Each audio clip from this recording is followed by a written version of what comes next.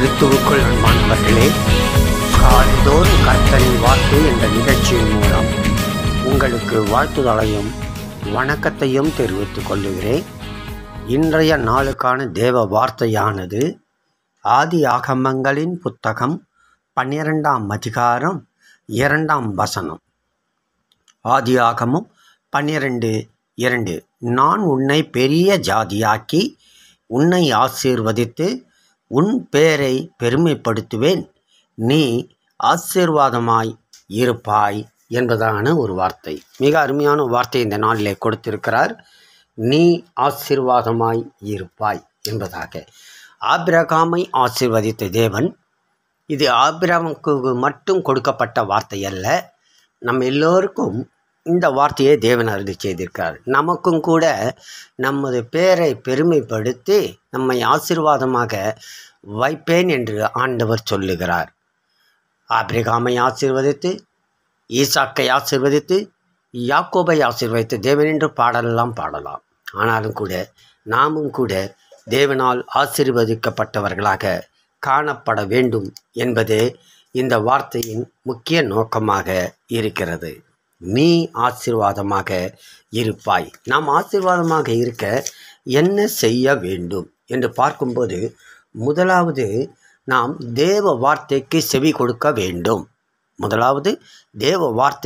செவி கொடுக்க வேண்டும் என்பதை உணர்ந்து செயல்பட நாம் அழைக்கப்பட்டிருக்கிறோம். உபாகமம் 28:2 நீ உன் தேவனாகிய கர்த்தரின் சத்தத்துக்கு செவி கொடுக்கும்போது இப்பொழுது சொல்லப்படும் ஆசீர்வாதங்கள் எல்லாம் உன்மேல் வந்து உனக்கு பலிக்கும் என்று சொல்லப்படுகிறது. பின்வரும் வசனங்களை வாசித்து பார்த்தாக்கா நிறைய ஆசீர்வாதங்களை கொடுக்கிறார். காரணம், அதற்கு அடிப்படை தேவ வார்த்தைக்கு நாம் செவி கொடுக்கின்றவர்களாக காணப்பட வேண்டும் என்பதே அங்கு நாம் புரிந்து கொள்ள வேண்டிய ஒன்றாய் இருக்கிறது. அவ்விதமாக அவர் வார்த்தைக்கு செவி கொடுத்து அவர் விரும்புகிற வண்ணமாக நாம் நடக்கும்போது, லேவியராகமம் 26ஆம் அதிகாரம் 12ஆம் வசனம் சொல்கிறார், நான் உங்கள் தேவனாயிருப்பேன், நீங்கள் என் ஜனமாயிருப்பீர்கள் என்று அங்கே அழுத்தம் திருத்தமாக தேவன் வெளிப்படுத்துகிறார்.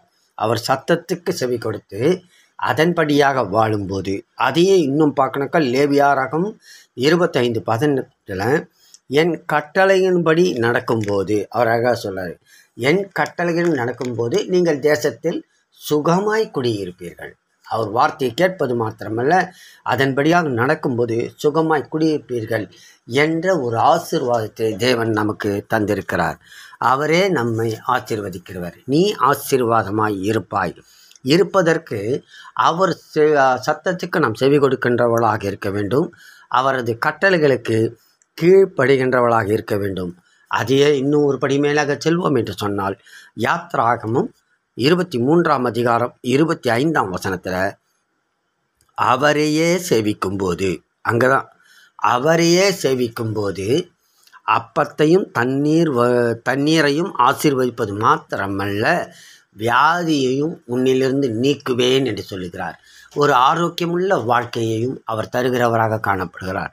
சத்தத்துக்கு செவி கொடுக்க வேண்டும், அதே வேளையில் கட்டளைக்கு கீழ்ப்படிய வேண்டும், அதன்படியாக வாழ வேண்டும். அவரையே தெய்வம் என்று, அவரே நமக்கு உகந்தவர், அவரே என்னோடு இருக்கிறார், என் தேவன் என்று சொல்லி நாம் விசுவாசித்து வாழும்போது நமக்கு ஏற்படுகின்ற எப்பேற்பட்ட வியாதியாக இருந்தாலும் கூட அதை அவர் வராதபடிக்கு நீக்கி போடுவார் என்றே நாம் விசுவாசிக்க வேண்டும். எனவே தேவன் சொல்லிய வார்த்தையின் படியாகவே உன் பேரை பெருமைப்படுத்துவேன் என்று சொல்லியிருக்கிறார். நம்முடைய பேரை பெருமைப்படுத்துவது என்பதல்ல, அதாவது தேவன் நாமத்தை நம் மூலமாக மற்றவர்களுக்கு விளங்க பண்ணுவார்.